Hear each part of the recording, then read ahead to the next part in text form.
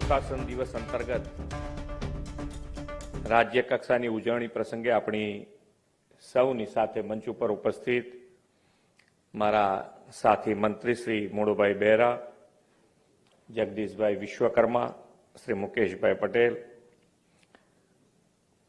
મુખ્ય સચિવ શ્રી રાજકુમારજી, અધિક મુખ્ય સચિવ શ્રી કમલ દયાની, અગ્ર સચિવ શ્રી ધનંજય ત્રિવેદી, ઉપસ્થિત સૌ અધિકારીગણ, વિવિધ સંસ્થાઓના સૌ પ્રતિનિધિઓ, આમંત્રિત મહાનુભાવો, પ્રેસ મીડિયાના મિત્રો, સૌને મારા નમસ્કાર. આજે ભારત રત્ન પૂર્વ વડાપ્રધાન શ્રદ્ધેય શ્રી અટલ બિહારી વાજપેયીજીની 100મી જન્મજયંતિ, તેમની દિવ્ય ચેતનાને વંદન કરું છું. ફાઇનાન્સ ડિપાર્ટમેન્ટનો પહેલો નંબર આવ્યો સ્વચ્છતામાં. કારણ કે ફાઇનાન્સમાં તો ચોખ્ખું ના રાખે તો બીજા બધા ડિપાર્ટમેન્ટને તકલીફ પડે.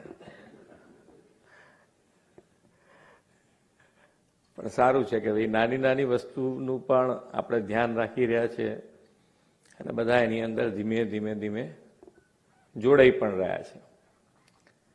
અને માનનીય વડાપ્રધાનશ્રીનો હર હંમેશ આગ્રહ રહ્યો છે કે જેટલા વધુ ને વધુ પબ્લિક આપણી સાથે જોડાય, કનેક્ટ થાય, જે રીતે થાય એ રીતે એનો આપણે પ્રયત્ન કરવો જોઈએ. અને એ દિશામાં આપણે પણ આગળ વધી રહ્યા છીએ. આજે વિશ્વ નેતા અને આપણા યશસ્વી વડાપ્રધાન શ્રી નરેન્દ્રભાઈ મોદીની પ્રેરણાથી આજે આપણે સુશાસન દિવસ, ગુડ ગવર્નન્સ ડે ઉજવી રહ્યા છીએ.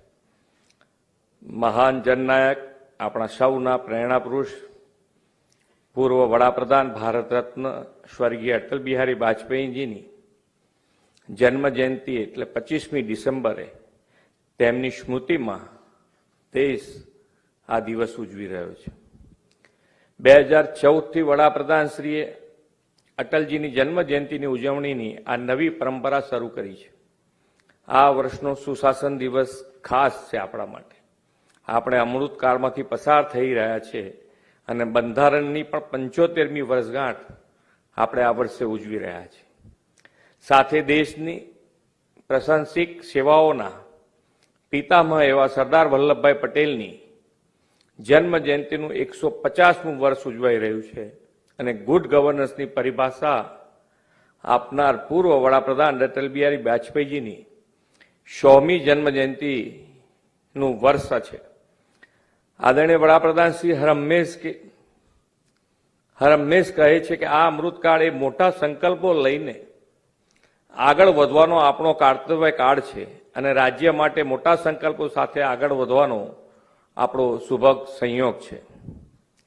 તાજેતરમાં સંસદમાં પણ બંધારણ પરની ચર્ચામાં આદરણીય નરેન્દ્રભાઈએ દેશવાસીઓને 11 સંકલ્પો આપ્યા છે, જેમાંના અમુક સંકલ્પો સરકાર તરીકે ગુડ ગવર્નન્સ માટે ખૂબ ભારપૂર્વક કામ કરવાનું આપણા માટે અનિવાર્ય છે. નાગરિક અને સરકાર સૌ પોતાના કર્તવ્યનું પાલન કરે, દરેક ક્ષેત્રે દરેક સમાજને વિકાસનો લાભ મળે, સૌનો સાથ, સૌના વિકાસનો ધ્યેય સુશાસનથી સાકાર થાય. વડાપ્રધાન શ્રી નરેન્દ્રભાઈ મોદીએ તો સુશાસન, ગુડ ગવર્નન્સની દિશાને નવું સ્વરૂપ આપ્યું. અટલજીની સ્વરાજ્ય ક્રાંતિને તેમણે આગળ ધપાવીને સ્માર્ટ ગવર્નન્સ, ઈ ગવર્નન્સ, એમ ગવર્નન્સના આયામો તેમાં જોડ્યા છે. ગવર્નન્સના ડિજિટલાઇઝેશનને કારણે છેવાડાના લોકો સુધી, સમાજના નીચલા વર્ગ સુધી તેમનો હક્કો પહોંચાડવા સરળ બન્યો અને વચેટિયાઓ દૂર થયા છે. આ પ્રકારની ગુડ ગવર્નન્સને કારણે વડાપ્રધાન શ્રી નરેન્દ્રભાઈ મોદીના નેતૃત્વમાં 25 કરોડ લોકો ગરીબીમાંથી બહાર આવ્યા છે. ચાલો જલાયે દીપ વહાં જહાં અભી ભી અંધેરા હૈ. અટલજીની આ પંક્તિઓને સુશાસન દિવસ કેટલીક નવી પહેલોથી આપણે સાકાર કરવી છે.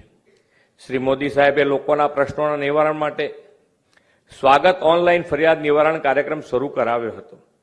આદરણીય નરેન્દ્રભાઈના આગવા વિઝનથી કાર્યરત આ પ્રોગ્રામ અનેક લોકોના પ્રાણ પ્રશ્નોનું નિવારણ લાવનાર બની રહ્યો છે.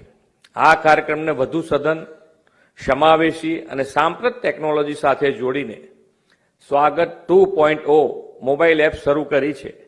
લોકોની ફરિયાદના નિવારણ માટે તથા ફીડબેક મિકેનિઝમ માટે આ ખૂબ ઉપયોગી નીવડવાની છે.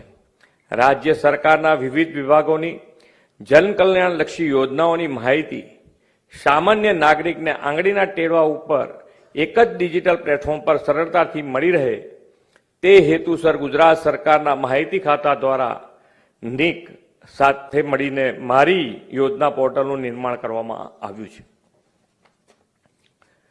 કેન્દ્ર અને રાજ્ય સરકારની 680 થી વધુ પણ યોજનાઓનું અને સેવાઓની માહિતી આ પોર્ટલ પર ઉપલબ્ધ છે. આ યોજનાઓ, તેના સારાંશ, પાત્રતાના માપદંડ, મળવાપાત્ર લાભો અને જરૂરી બિડાણો અરજી પ્રક્રિયા વિશે વિગતવાર માહિતી ગુજરાતી અને અંગ્રેજી ભાષામાં આપવામાં આવી છે. રાજ્યના અનેક નાગરિકો વિવિધ યોજનાઓ આના પરિણામે માહિતગાર થશે તેમજ પોતાને લગતી યોજનાઓનો લાભ પારદર્શક રીતે અને સરળતાથી મેળવી શકશે. આજે રાજ્યની 34 નગરપાલિકાઓમાં સિટીઝન સિવિક સેન્ટર કાર્યરત થઈ રહ્યા છે, જેનાથી આ નગરોના નાગરિકોને ઘર આંગણે સરકારી સેવાઓ મેળવવામાં સરળતા રહેશે. જય જવાન, જય કિસાનમાં અટલજીએ જય વિજ્ઞાનનું સૂત્ર આપ્યું અને માનનીય નરેન્દ્રભાઈએ વિજ્ઞાન ટેકનોલોજીને આગળ ધપાવવા તેમાં જય અનુસંધાનનું સૂત્ર જોડ્યું. આદરણીય વડાપ્રધાનશ્રીએ યુવાનોને વિજ્ઞાન તરફ વધુને વધુ આકર્ષાય તે માટે અનેક પ્રયાસો કર્યા છે. તેમણે શાળાથી જ બાળકોના ઇનોવેશનને પ્રોત્સાહન મળે તે માટે અટલ ટિંકરિંગ લેબની શરૂઆત કરાવી છે અને રાજ્યમાં આજે 644 જેટલી અટલ ટિંકરિંગ લેબ કાર્યરત છે. આજે તે કડીમાં આગળ વધતા ભુજ ખાતે દેશની પહેલી અવકાશી વૈધશાળા કાર્યરત થઈ રહી છે. આપણે યુવા શક્તિને ટેકનોલોજી અને સ્કિલ દ્વારા સશક્ત બનાવવાની દિશામાં connect Gujarat, semiconductor training centre, biotechnology યુનિવર્સિટીનો વિકાસ, કૌશલ્ય ડ્રોન રિમોટ પાયલોટ ટ્રેનિંગ ઓર્ગેનાઇઝેશનની શરૂઆતને સેટેલાઇટ મેપિંગ સાથે જળ સંરક્ષણ યોજના જેવી પહેલ કરી છે. હવેના સમયમાં સોશિયલ મીડિયાનો ખૂબ પાવરફુલ માધ્યમ બન્યું છે. રાજ્ય સરકાર દ્વારા થતી પ્રજાલક્ષી કામગીરી લોકો સુધી વિવિધ માધ્યમો દ્વારા પહોંચે તે પણ આવશ્યક છે. રાજ્ય કક્ષાથી ગ્રામ્ય કક્ષા સુધી રાજ્યવ્યાપી સોશિયલ મીડિયા નેટવર્ક ઊભું કરવા માટે કનેક્ટ ગુજરાત અભિયાનની શરૂઆત આજે સુશાસન દિવસથી થઈ રહી છે. તેના પરિણામે લોકોને સરકારની કામગીરીનું વિવિધ કાર્યક્રમોની જાણ થશે અને સરકારને પણ ક્યાંક ક્ષતિ રહેતી હશે તો તેનો સાચો ફીડબેક મળશે. શ્રદ્ધેય અટલજીની 100મી જન્મજયંતિએ આ સમગ્ર વર્ષમાં સુશાસનને પ્રોત્સાહન આપતી વ્યાખ્યાન માળાઓ, અટલ સુશાસન પુરસ્કાર અને અટલ ઇનોવેશન સ્કોલરશીપ તથા ફેર જેવા અનેક પ્રોત્સાહક આયામો શરૂ કરવાની રાજ્ય સરકારની નેમ છે. આપણે 2047માં દેશની સ્વતંત્રતાની શતાબ્દી મનાવીએ ત્યાં સુધીમાં સ્વરાજની યાત્રા સંપૂર્ણ સુરાજ્ય યાત્રા બનીને વિશ્વને ગુડ ગવર્નન્સની દિશા આપે તે માટે વડાપ્રધાન શ્રી નરેન્દ્રભાઈએ વિકસિત ભારત એટ 2047નો સંકલ્પ કર્યો છે. આપણે દેશનું પહેલું રાજ્ય છે કે જેણે વિકસિત ભારત 2047નો રોડમેપ બનાવ્યો છે. 2047માં વિકસિત ગુજરાતથી વિકસિત ભારતના નિર્માણમાં ગુજરાત લીડ લે તે રીતે દરેક વિભાગો કામ કરે તેવી આપણી સૌની અપેક્ષા છે. જો આપણે રાજ્યના વિકાસથી રાષ્ટ્રના વિકાસના સંકલ્પથી આપણે સુશાસન દ્વારા જરૂર લક્ષ્ય સિદ્ધિ પ્રાપ્ત કરી શકીશું એવા વિશ્વાસ સાથે વિરમું છું. ભારત માતા કી જય. વંદે માતરમ. જય જય ગરવી ગુજરાત.